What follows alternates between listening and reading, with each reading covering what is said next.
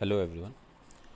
इस वीडियो में हम अपना लुकअप ऑपरेटर को देखते हैं कि मोंगोडीबी में लुकअप क्या होता है। Lookup stage in MongoDB aggregation pipeline allow you to perform left outer join between document from two collections. तो लुकअप जो होता है वो एग्रीगेशन हमारा जो पाइपलाइन होती है उसकी एक स्टेज है ये। ठीक है, लुकअप एक स्टेज होती है। और अगर अपने एग्रीगेशन हमने एक वीडियो हमारा एग्रीगेशन पर है इसी सीरीज़ में, आप उसको देख लीजिए अगर एग्रीगेशन आप नहीं जानते। ये कॉम्प्लेक्स क्यूरीज के लिए यूज़ होता है। तो एक स्टेज है, अलाउ क्या करता है हमें, perform left after join between document from two collection. तो हमारे कलेक्शन में जो दो कलेक्शन है, मान लीजिए एग्जांपल के लिए मैं एक मान लेता हूँ, कस्टमर एक हमारा है कलेक्शन और एक ऑर्डर कलेक्शन है, और ये इसी इसी इसी एग्जांपल को हम लोग अभी मोंगोडीबी शेल में भी करेंगे। ठीक है, तो हमारे दो कलेक्शन है, एक कस्टमर है, मान लीजिए यहाँ पे हमारा कस्टमर है और ये हमारा ऑर्डर है। ठीक है, ऑर्डर कलेक्शन है। तो दोनों में डॉक्यूमेंट्स होंगे कुछ, तो उन दोनों डॉक्यूमेंट्स को में लेफ़्ट आउटर ज्वाइन करना। ठीक है, क्या करना, लेफ़्ट आउटर ज्वाइन करना। ये एक ज्वाइन करने का तरीका है दो कलेक्शंस के डॉक्यूमेंट्स को, या अगर स्क्वेल की बात की जाए तो दो टेबल की जो हमारा जो डेटा है उसको रिलेट करने का एक ज्वाइन करने का तरीका है, दो टेबल्स को ज्वाइन करने का तरीका है। ठीक है, ये अभी देखेंगे हम लोग। इट्स अ पावरफुल फीचर, ये फीचर एक बहुत पावरफुल फीचर है लुकअप। इसका यूज़ है, बहुत इंपॉर्टेंट यूज़ है। एक एग्जांपल मैं बता दूं, मिसाल के तौर पे आपने अमेज़ॉन पर क्या किया है, आपने अमेज़ॉन पर एक सेलर अकाउंट बनाया है।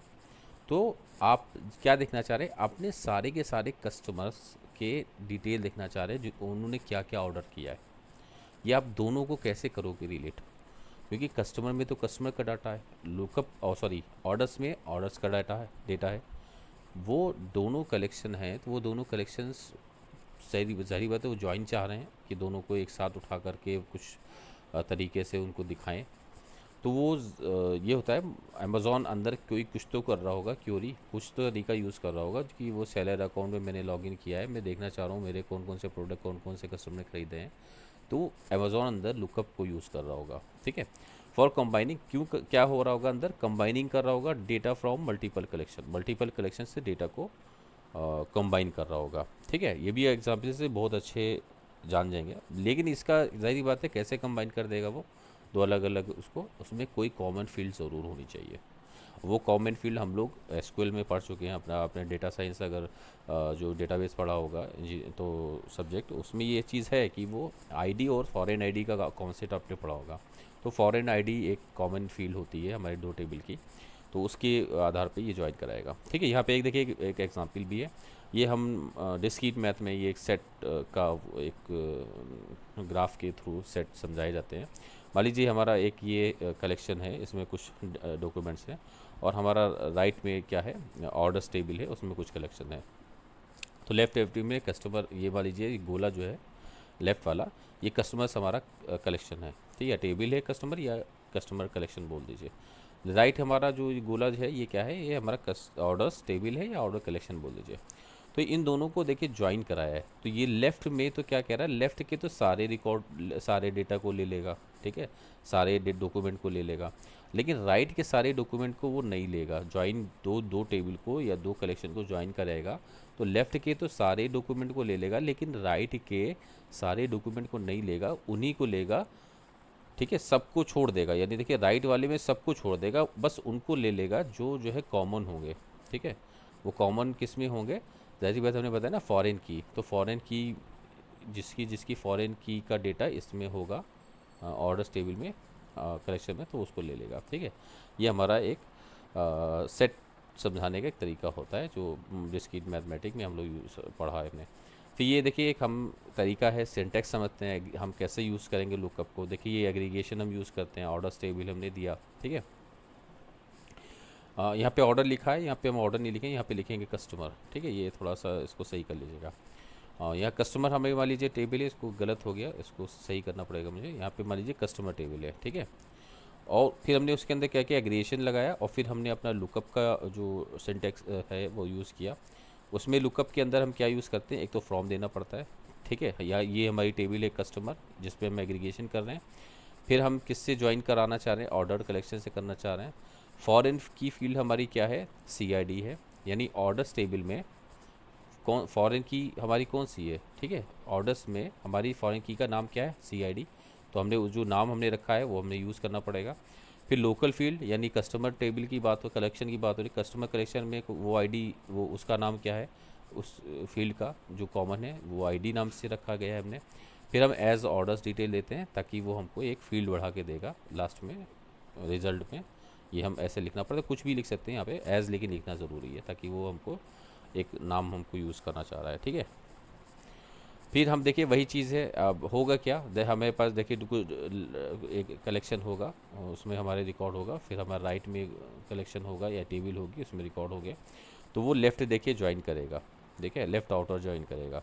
इस कलेक्शन से सारे डॉक्यूमेंट ले लेगा, इस कलेक्शन से लेकिन वही डॉक्यूमेंट लेगा जो कॉमन हो। देखिए यहाँ पे उसने मर्ज मर्ज बताया, मर्ज यानी ज्वाइन, ठीक है। लुकअप हम लोग यूज़ कर रहे हैं मर्ज कराने के लिए या ज्वाइन कराने के लिए। फिर देखिए उसने क्या किया, तो इसमें एक ID यहाँ 1 1 3 4, ठीक है। तो 1 1 3 4 इसने ले लिया सारे के सारे डेटा को, ठीक है। फिर इसमें यहाँ पे केवल USA, कनाडा, पनामा, और इसमें देखिए इसको नल छोड़ दिया क्योंकि यहाँ पे ये था ही नहीं, ठीक है। 4 नंबर का देखिए, यहाँ 4 नंबर का कोई ऑर्डर है नहीं है, 4 नंबर कस्टमर तो है 4 नंबर में, लेकिन ऑर्डर नहीं है कोई। तो उसने देखिए चार ये तो दिखा दिए चारों के चारों, क्योंकि ये लेफ़्ट टेबल की चारों के चारों दिखा दी, राइट टेबल नहीं दिखाई उसने। और जाहिर सी बात है मैच जहाँ नहीं करेगा वहाँ वो नल छोड़ देगा। ये भी हम अभी अपने मोंगोडीबी देखिए हमारे पास एक कस्टमर टेबल है। कस्टमर में हमारे पास 3 कस्टमर हैं, एक गीता है, एक सीता है और एक राधा है। गीता की कस्टमर ID, हमारी जो ID है वो है 101, और सीता की 102, और हमारी राधा की ID है 105। फिर हमारे पास ऑर्डर्स देखिए, ऑर्डर्स हमारे पास इन तीनों ने कुछ ऑर्डर्स भी किए हैं। वो जो ऑर्डर किया था उसको हमने अलग कस्टमर अलग कलेक्शन में स्टोर कराया है, वो कलेक्शन है हमारा ऑर्डर्स। तो उसने जो है सीता ने देखिए, गीता ने क्या ऑर्डर किया है, गीता की ID है 101, गीता ने एक ये ऑर्डर किया है। हम कैसे पहचान रहे हैं, क्योंकि हमने 101 नाम से एक फील्ड बढ़ा दी थी ताकि हम ये तो प्रोडक्ट की इन्फॉर्मेशन होगी, ये हमारी ऑर्डर की इन्फॉर्मेशन होगी। यहाँ पे हमने जिसने ऑर्डर किया हमने उसका ID भी यूज़ करी है, ठीक है।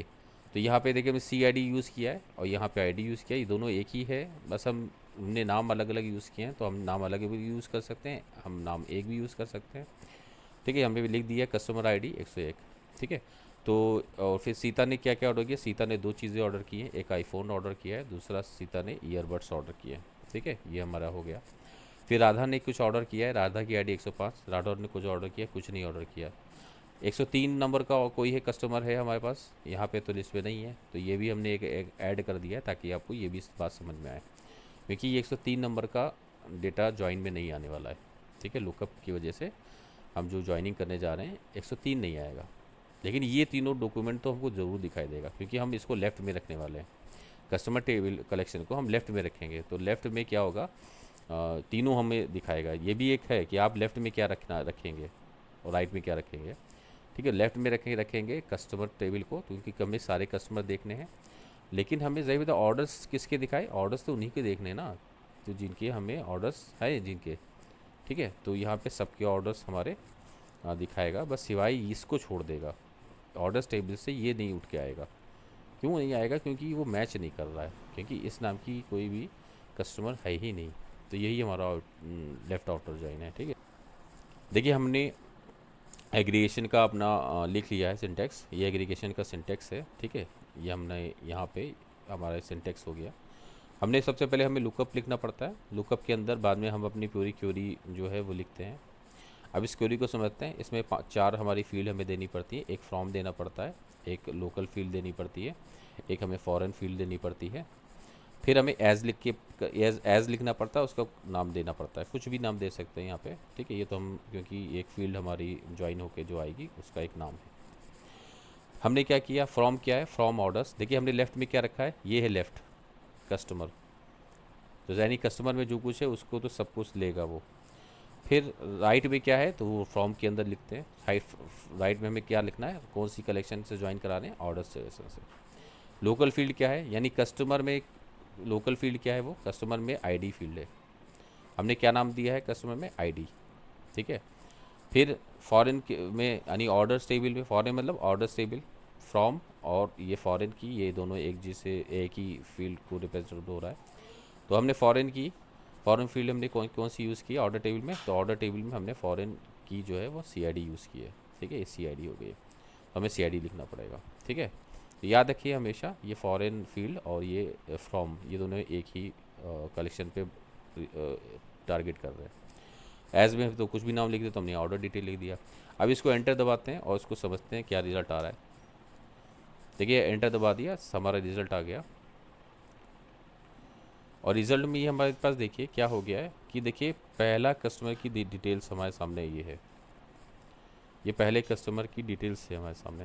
पहले कस्टमर क्या है, गीता। ठीक है, उसकी ऑर्डर्स क्या है, उसने क्या ऑर्डर किया है। देखिए ऑर्डर डिटेल्स मैंने कहा था ये मैं नाम लिखता हूँ वैसे उठा के दे देता है। ये ऑर्डर डिटेल्स ने फील्ड बढ़ाई सभी कस्टमर के आगे। ठीक है, ये एप्लीकेशन भी समझिए, मैंने अमेज़ॉन बताया ना, अमेज़ॉन पर आपने अगर as a seller account login किया है तो आप देखना नहीं चाहते हैं कि आपके प्रोडक्ट को कौन कौन लोगों ने ऑर्डर किया है, तो उनका नाम भी तो ज़ाहिर बात है आपको शो कराना होगा, फिर उनके साथ भी ऑर्डर डिटेल भी चाह रहा होगा। तो ऐसे हम एप्लीकेशन है हमारा ये।